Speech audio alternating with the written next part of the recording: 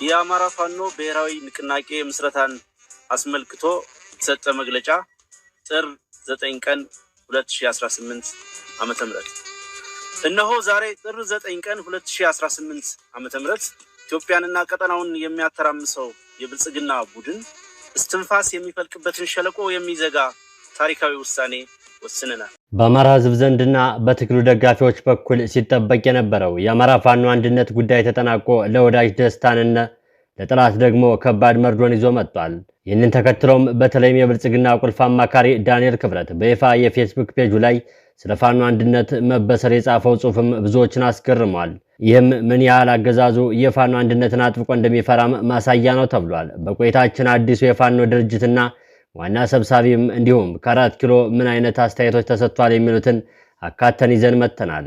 በቆይታችን በስፋት የምታደምጧቸው ይሆናል። አዳሩን የሪፐብሊካን ኮማንዶችና ዋና የብልጽግናውን አመራር እንዲያጅቡ ተልከው በፋኖ በተሰራባቸው ድንገተኛ ኦፕሬሽን አመራሩን ጨምሮ በርካቶች መደምሰሳቸው ታውቋል። ተጨማሪውንም ይዘናል። በሌላ በኩል በጎንደር አርማጮ፣ በጎጃም አብያ በረሃ የተደረጉ ውጊያዎችም በስፋት በመረጃ ጊዜያችን የምንዳስስ ይሆናል። በዝርዝር ተሰሙታላችሁ። ሰላም ጤና ይስጥልን። የተወደዳችሁና የተከበራችሁ የሚዲያችን ተከታታዮች አዳዲስና ወቅታዊ መረጃዎችን ወደ እናንተ እናደርሳለን። እናንተም ለቻናሉ አዲስ ከሆናችሁ ሰብስክራይብ እንዲሁም ቪዲዮ ላይክ እና ሼር እንድታደርጉ በትህትና እየጠየቅን በቀጥታ ወደ ዝርዝር መረጃዎች አለፍን። አብራችሁን ቆዩ። ጓዶቻችን ለከፈሉት መስዋዕትነት የሚመጥን ተልኮን መከወን ግዴታችን የሆነ እኛ የአማራ ፋኖ አደረጃጀቶች አመራሮች የአብይ አህመድ የስልጣን ዕድሜ የሚበቅልበትን ንቃቃት በፍጹም ወንድማማችነት እና አንድነት ደፍነነዋል። የአማራ ትግል አንድ ይሆን ዘንድ የአማራ ፋኖ ብሔራዊ ኃይልና የአማራ ፋኖ ህዝባዊ ድርጅት አመራሮች ድፍረትን፣ ወደ ሰፊነትን፣ ቆራጥነትን እና ለህዝብ መታመንን በሚጠይቀው ታሪካዊ ውሳኔያችን የፋኖን አንድነት እውን ማድረግ ችለናል። ለመላው የአማራ ህዝብ እንዲሁም ለመላው ኢትዮጵያውያን እንኳን ደስ ያላችሁ፣ እንኳን ደስ ያለክ።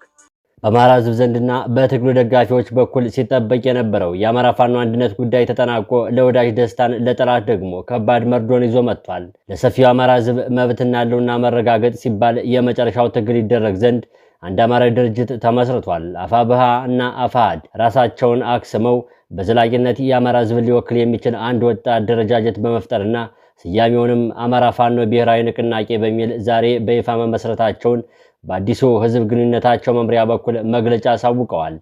አማራን ከፈጽሞ ጥፋት መታደግና ፍትሃዊ ተጠቃሚነትን ማረጋገጥ እንዲሁም በዘላቂነት ለመወከልና ከሌሎች ሀገር ወዳድ ኃይሎች ጋር በመሆን ኢትዮጵያን ከመፍረስ ታድጎ ክብሯና ልዕልናዋን አስጠብቆ እንደ ሀገር እንዲያስቀጥል ተደርጎ የተዋቀረው የአማራ ፋኖ ብሔራዊ ንቅናቄ አፋብን ዛሬ መመስረቱን የታወቀ። ስለሆነም አርበኛ ዘመነ ካሴ የአማራ ፋኖ ብሔራዊ ንቅናቄ ሊቀመንበር፣ አርበኛ መከተው ማሞ ተቀዳሚ ምክትል ሊቀመንበር፣ አርበኛ ሀብቴ ወልዴ ምክትል ሊቀመንበርና ለወታደራዊ ጉዳዮች አርበኛ ሄኖክ አዲሴ ምክትል ሊቀመንበርና ለፖለቲካ ጉዳዮች በማድረግ ተይሟል።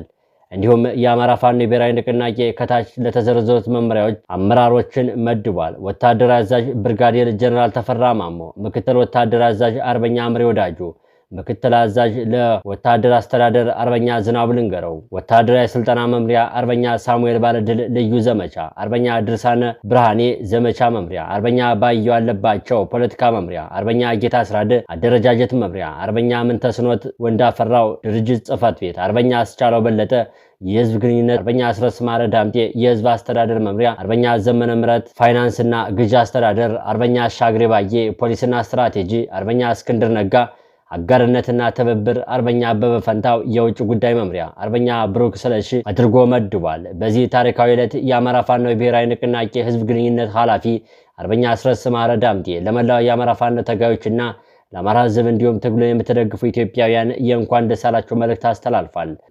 አንድ መሪ፣ አንድ ድርጅት ሰይመናል። አሁን ወደ ስትራቴጂካዊ ግባችን የሚወስደን ምዕራፍ ወለል ብሎ ተከፍቷል።